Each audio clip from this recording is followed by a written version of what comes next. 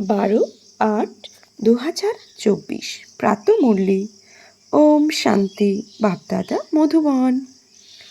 আজকের বাপদাদার অমূল্য মহাবাক্য হলো, মিষ্টি বাচ্চারা, এখন তোমাদের ঘরে ফিরে যেতে হবে। সেই জন্য বাবাকে স্মরণ করে নিজের চরিত্র সংশোধনের জন্য পরিশ্রম করো। বাবা বলছেন, এখন তোমাদের ঘরে ফিরে যেতে হবে। তো সেকেন্ডে মন বুদ্ধিকে পরমধামে নিয়ে যাব। লাল রঙের সোনালি সুনহেরা কিরণের দুনিয়া, অথার শান্তি।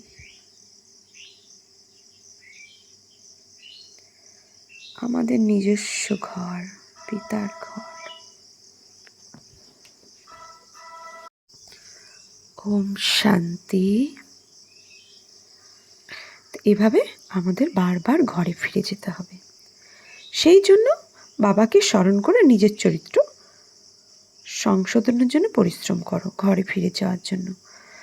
কেননা আমাদের চরিত্র সংশোধন না হওয়া পর্যন্ত আমরা ঘরে ফিরে যেতেই পারবো না।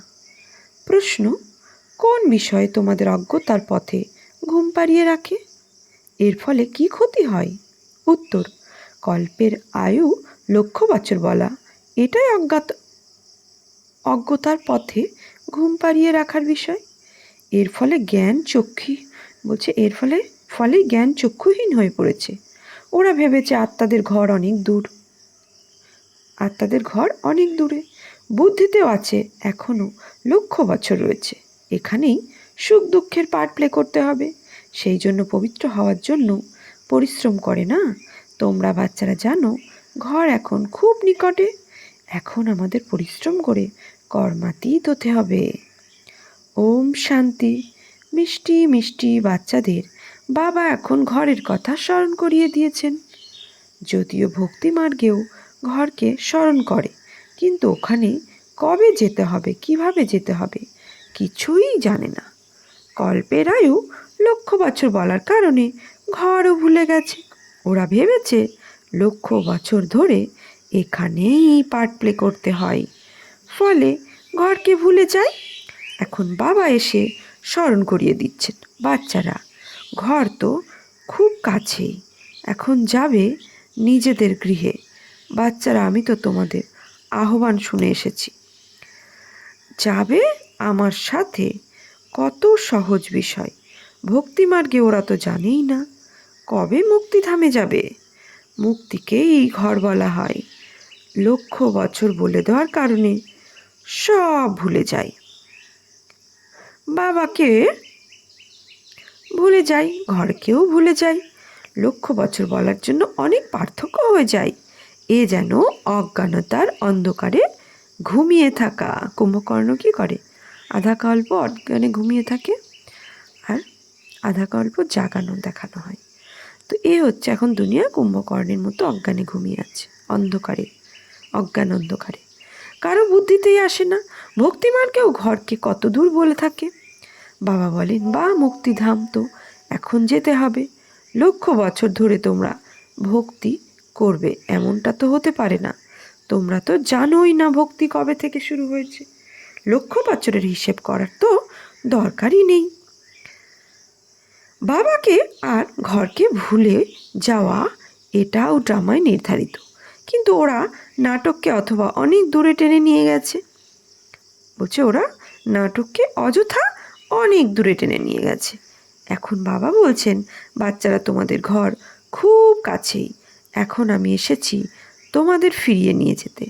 ঘরে ফিরে যেতে হবে। সেই জন্য তো পবিত্র অবশ্যই হতে হবে। গঙ্গা স্নান ইত্যাদি অনেক করেছ, কিন্তু পবিত্র হতে পারোনি। যদি পবিত্র হতে তবে ঘরে চলে যেতে, কিন্তু নিজ গৃহ কোথায় তা জানা ছিল না। পবিত্রতা তাও জানা ছিল না। অর্ধ কল্প ধরে সবাই ভক্তি করে আসছে, সেই জন্য ভক্তিকে ছাড়তে চাই না। বলছে অর্ধকল্প অর্থাৎ দ্বাপর আর কলি থেকে ভক্তি করে আসছে, সেই জন্য ভক্তিকেও ছাড়তেই চাই না। বাবা হর্ষ ইউজ করেছে, অর্থাৎ কোনো মূল্যেই ভক্তিকে ছাড়তেই চায় না। এখন বাবা বলছেন ভক্তি সম্পূর্ণ হয়েছে, ভক্তিতে অপার দুঃখ। এমনটা নয় যে তোমরা বাচ্চারা লক্ষ বছর ধরে দুঃখ দেখে এসেছো, লক্ষ বছরের কোনো প্রশ্নই নেই। প্রকৃত দুঃখ তো তোমরা কলিযুগেই ভুগেছ, যেহেতু অত্যধিক বিকারে পুঁতি গন্ধময় হয়ে গেছো। প্রথমে যখন রজতে ছিলে তখনও কিছু বোধ ছিল, কিন্তু এখন তো সম্পূর্ণ নির্বোধ হয়ে গেছো। এখন বাচ্চাদেরকে বাবা বলছেন সুখ ধামে যেতে চাও তো পবিত্র হও। জন্ম জন্মান্তর ধরে পাপ মাথায় জমা হয়ে আছে, তাকে স্মরণের দ্বারাই দূর করতে হবে। স্মরণে অগাধ খুশির অনুভব হবে। যে বাবা তোমাদের অর্ধকল্পের জন্য সুখধামে নিয়ে যান তাকেই স্মরণ করতে হবে। বাবা বলেন তোমাদের লক্ষ্মীনারায়ণের মতো হতে গেলে প্রথমে পবিত্র হতে হবে আর চরিত্র সংশোধন করতে হবে। বিকারকে বলা হয় ভূত। লোভও কিছু কম বিকার নয়। এই বিকার বড় অশুদ্ধ, মানুষকে সম্পূর্ণ মালিক করে তোলে। লোভ অনেক পাপ করিয়ে দেয়। 5 বিকার খুব শক্তিশালী ভূত। এই সব কিছু ছাড়তে হবে। লোভকে ত্যাগ করো। যেমন বাবা বলছেন লোভকে ত্যাগ করা যেমন কঠিন, তেমনি কাম বিকার ত্যাগ করাও কঠিন হয়ে পড়ে। মোহ ত্যাগ করাও যতটা কঠিন হয়ে যায়, তেমনি কাম বাসনা ত্যাগ করাও কঠিন হয়ে পড়ে। ছাড়তেই চাই না। বাবা তোমাদের সমস্ত জীবন ব্যাখ্যা করেছেন, তারপরও মোহের তার জুড়ে থাকে। ক্রোধ ত্যাগ করতেও মুশকিল হয়ে যায়। বলে থাকে বাচ্চাদের প্রতি ক্রোধ হয়, শব্দও ক্রোধেরই বলে থাকে, তাই না? কিন্তু কোনো রকমের বিকার যেন না থাকে, এর ওপরেই বিজয়ী হতে হবে। বাবা বলেন যতদিন আমি থাকবো ততদিন তোমরা পুরুষার্থ করতে থাকো। বাবা কত বছর থাকবেন? বাবা অনেক বছর ধরে বসে বোঝাচ্ছেন, অনেক সময় দিয়েছেন। সৃষ্টিচক্রকে জানা অনেক সহজ। 7 দিনে সম্পূর্ণ জ্ঞান বুদ্ধিতে ধারণ হয়ে যায়, কিন্তু জন্ম জন্মান্তরের পাপ নাশ করতেই সময় লেগে যায়। এটাই কঠিন, এই জন্য বাবা সময় দেন। মায়ার খুব বেশি বিরোধিতা হতে থাকে, সব ভুল করিয়ে দেয়। এখানে যখন বসো সম্পূর্ণ স্মরণে থাকো না, চতুর্দিকে বুদ্ধি ছুটে বেড়ায়। সেই জন্যই সময় দেওয়া হয়, পুরুষার্থ করে কর্মাতীত অবস্থা প্রাপ্ত করতে হবে। পড়াশোনা অনেক সহজ। বিচক্ষণ বাচ্চারা 7 দিনে সম্পূর্ণ জ্ঞান রপ্ত করে বুঝতে পারে 84 চক্র কীভাবে ঘোরে। পবিত্র হওয়াই পরিশ্রমের, এর জন্য কত হাঙ্গামা হয়। মানুষ বুঝেছে এটাই সঠিক এবং আমরাই গ্লানি করে বলেছি ব্রহ্মা কুমারীরা ভাই বোন বানিয়ে দেয়, কিন্তু বিষয়টি প্রকৃতপক্ষে সঠিক। যতক্ষণ প্রজাপিতা ব্রহ্মার সন্তান না হচ্ছি পবিত্র কিভাবে থাকব? বিকারী সৃষ্টি থেকে সাম্য দৃষ্টি কিভাবে হবে? এই যুক্তি যথার্থ। আমরা ব্রহ্মা কুমার কুমারীরা বা ভাই বোন হয়ে গেছি। বলছে এই যুক্তি যথার্থ, আমরা ব্রহ্মা কুমার কুমারীরা তো ভাই বোন হয়ে গেছি। এর মাধ্যমে অনেক সহযোগ পাওয়া যায় সিভিলাই তৈরি করতে। ব্রহ্মারও কর্তব্য রয়েছে। ব্রহ্মার দ্বারাই দেবী দেবতা ধর্মের স্থাপন, মানব থেকে দেবতা তৈরি করা। বাবা আসেনি পুরুষোত্তম সঙ্গম যুগে, সুতরাং বোঝানোর জন্য বাবাকে কত পরিশ্রম করতে হয়। বাবার পরিচয় দেওয়ার জন্য সেন্টার খোলা হয়। অসীম জগতের বাবার কাছে অসীমিত ঈশ্বরীয় উত্তরাধিকার প্রাপ্ত করতে হবে। ভগবান তো নিরাকার, কৃষ্ণ দেহধারী, তাকে ভগবান বলা যায় না। বলাও হয় ভগবান এসে ভক্তির ফল প্রদান করবেন, কিন্তু ভগবানের পরিচয় নেই। তোমরা কত বোঝাও, তারপর বুঝতে চাই না। দেহধারী বাবা বলছেন তোমরা কত বোঝাও, তো কেউ বুঝতেই চায় না।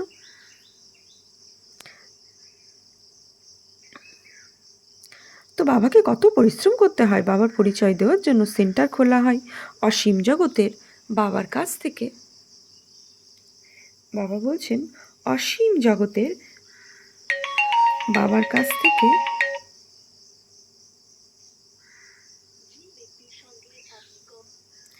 অসীম জগতের বাবার কাছ থেকে অসীমিত ঈশ্বরীয় উত্তরাধিকার প্রাপ্ত করতে হবে। ভগবান তো নিরাকার, কৃষ্ণ দেহধারী, তাকে ভগবান বলা যাবে না, যায় না।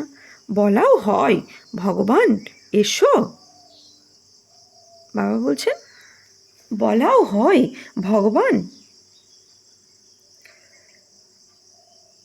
হ্যাঁ এসে ভক্তির ফল প্রদান করবেন, কিন্তু ভগবানের পরিচয় নেই। তোমরা কত বোঝাও, তারপরেও বুঝতে চাই না। দেহধারী পুনর্জন্মে তো অবশ্যই আসবে, ওনার কাছে থেকে তো উত্তরাধিকার প্রাপ্তি হবে না। আত্মা একমাত্র পরম পিতা পরমাত্মার কাছে থেকেই উত্তরাধিকার প্রাপ্ত করতে পারে। মানুষ মানুষকে মুক্তি দিতে পারে না। এই অবিনাশী উত্তরাধিকার গ্রহণ করার জন্য তোমরা বাচ্চারা পুরুষার্থ করছো। বাবাকে পাওয়ার জন্য তোমরা কত ছুটে বেরিয়েছো। সবার প্রথমে তো শুধুমাত্র শিবের পূজা করতে, অন্যদিকে যেতে না। সেটা ছিল অব্যভিচারী ভক্তি। অন্য কোনো দেবতার মন্দির ইত্যাদি ছিল না। এখন তো অসংখ্য চিত্র মন্দির ইত্যাদি তৈরি করে চলেছে।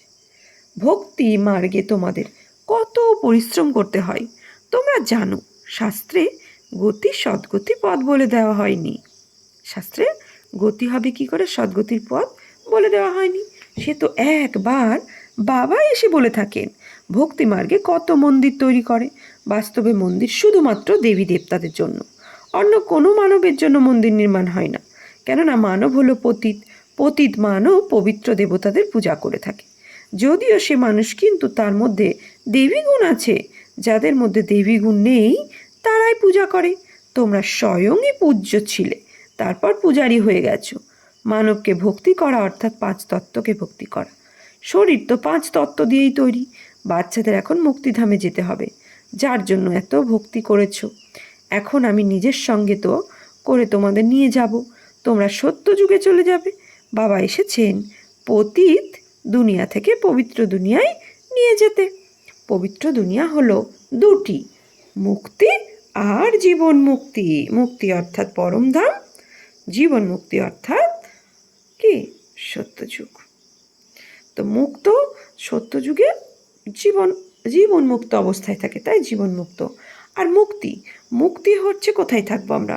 আচ্ছা, পরমধামে তো আমাদের মুক্তর ফিলিংস থাকবে না যে আমরা মুক্ত, ওখানে কোনো সংকল্পই চলে না, তাই না, কোনো অনুভবই হয় না। তো আমি শুধু আত্মা, এই কনসিয়াসে থাকবো। তো মুক্ত, মুক্ত অনুভব হবে কি করে, ফরিস্তাতে। তো আমরা যখন সম্পূর্ণ কর্মাতীত অবস্থা অর্থাৎ ফরিস্তার স্বরূপ ধারণ করব, তখন ও মুক্ত অবস্থা আমাদের। বাবা বলছে মুক্ত আর জীবন মুক্তিতে নিয়ে যায়। বাবা বলেন মিষ্টি মিষ্টি বাচ্চারা, আমি কল্পে কল্পে সঙ্গম যুগে আসি। তোমরা ভক্তি মার্গে কত দুঃখ ভোগ করো।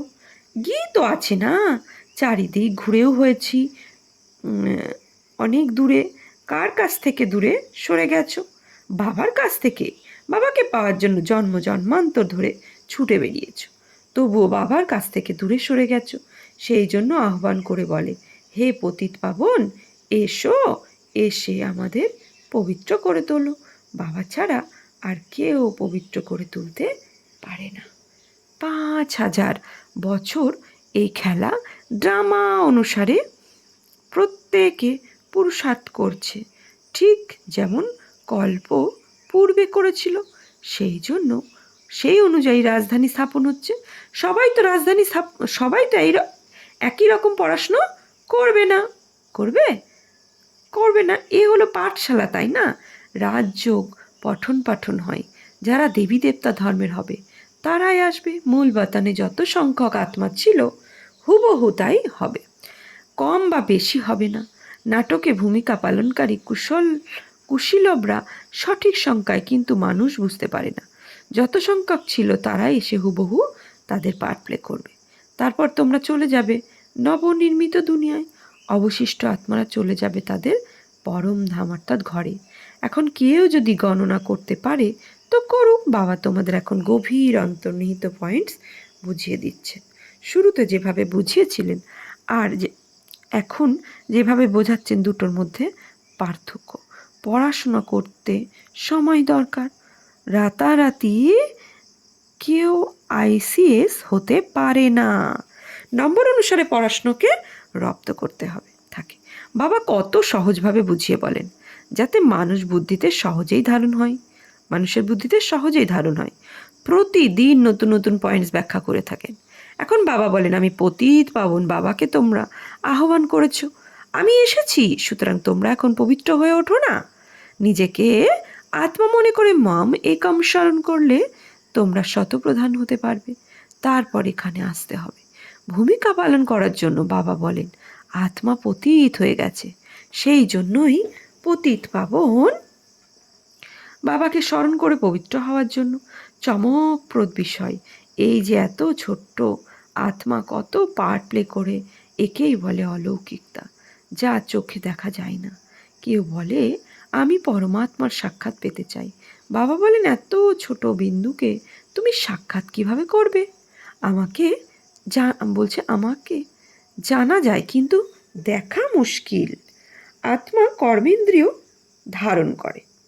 বাবা বলছেন, আত্মা কর্মেন্দ্রিয় ধারণ করে পার্ট প্লে করার জন্য কত ভূমিকা পালন করে, এটাই ওয়ান্ডারফুল। আত্মা কখনোই এই অবিনাশী ড্রামার থেকে বেরিয়ে যেতে পারে না। এই ড্রামা পূর্ব নির্ধারিত। তা বলবে কি? বলছে, তা কবে সৃষ্টি হয়েছে এ কথা জিজ্ঞাসা করতে পারো না। একে অনাদি বলা হয়। মানুষকে জিজ্ঞাসা করো, রাবণকে কবে থেকে জ্বালিয়ে আসছো, শাস্ত্র কবে থেকে পড়ছো? ওরা বলবে এ হলো অনাদি, কারণ ওরা জানেই না, বিভ্রান্ত হয়ে গেছে, তাই না? বাবা বসে বোঝান, ঠিক যেভাবে বাচ্চাদের পড়াতে হয়। তোমরা জানো আমরা সম্পূর্ণ অবুঝ ছিলাম, এখন তোমরা সীমাহীনকে জেনেছ, তাই না? বাবা কি সীমাহীন, অসীম, তাই না? তো বাবাকে জেনেছো, এখন তার জ্ঞানকে জেনেছি। ওটা হলো সীমিত জগতের অধ্যয়ন, এ হলো ঈশ্বরীয় পঠন পাঠন, যা অসীমিত। অর্ধকল্প হলো দিন, অর্ধকল্প হলো রাত। সত্য ত্রেতা দিন, আর দাপর আর কলি হলো রাত, ঘোর অন্ধকার। 21 জন্ম তোমরা কিঞ্চিত দুঃখ অনুভব করনি, অর্থাৎ সত্য আর ত্রেতাতে মিলে 21 জন্ম।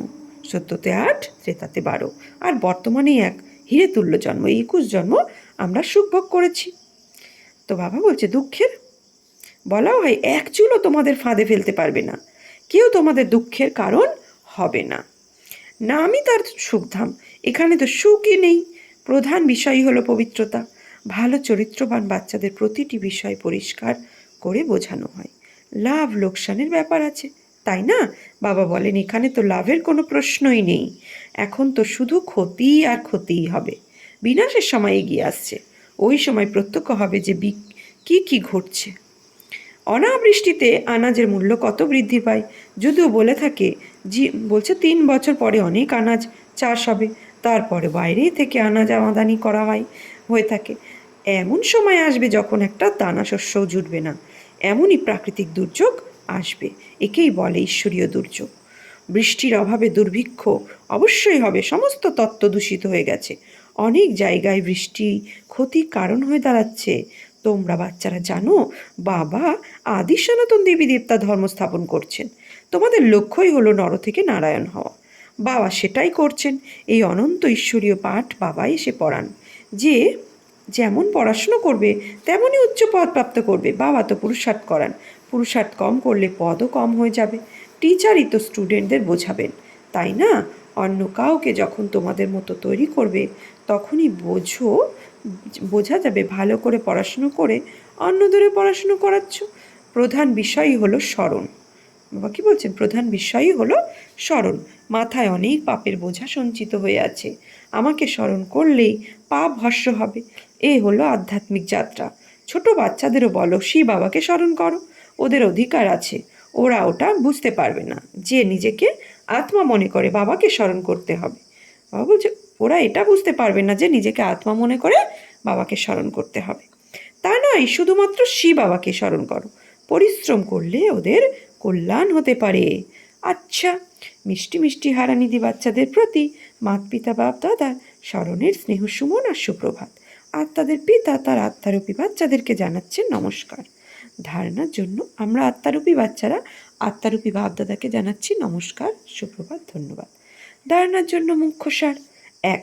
নর থেকে নারায়ণ পদ প্রাপ্ত করার জন্য অসীম জগতের বাবার কাছ থেকে অসীম জাগতিক ঈশ্বরীয় পাঠ পড়ে। অন্যদেরও পড়াতে হবে, নিজের সমান গড়ে তোলার সেবা করতে হবে। লোভ মোহের যে তার জুড়ে আছে তাকে অপসারণ করার জন্য পরিশ্রম করতে হবে। নিজের চরিত্র এমনভাবেই সংশোধন করতে হবে যাতে কোনো রকম বিকার ভিতরে প্রবেশ করতে না পারে।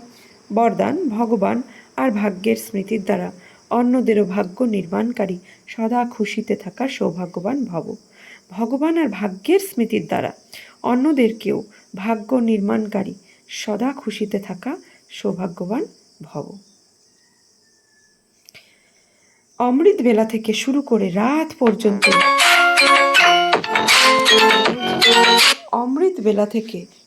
রাত পর্যন্ত নিজের ভিন্ন ভিন্ন ভাগ্যকে স্মৃতিতে নিয়ে আসো আর এই গীত গাইতে থাকো, বাহ আমার শ্রেষ্ঠ ভাগ্য। যারা ভগবান আর ভাগ্যের স্মৃতিতে থাকে তারাই অন্যদেরকে ভাগ্যবান বানাতে পারে। ব্রাহ্মণ মানেই সদা ভাগ্যবান, সদা খুশিতে থাকার ভাগ্য। কারোর সাহস নেই যে ব্রাহ্মণ আত্মার খুশি কম করতে পারে। প্রত্যেকেই খুশিতে পরিপূর্ণ, খুশিতে থাকা ভাগ্যবান আত্মা। ব্রাহ্মণ জীবনে খুশি কম হয়ে যাওয়া অসম্ভব। যদি শরীর ত্যাগও হয়ে যায় কিন্তু খুশি ছেড়ে যাবে। স্লোগান, মায়ার দোলনা পরিত্যাগ করে অতীন্দ্রিয় সুখের দোলনায় সদা দুলতে থাকো। আচ্ছা, আজকের সম্মান নেব আমি অতি সৌভাগ্যবান আত্মা। ওম শান্তি।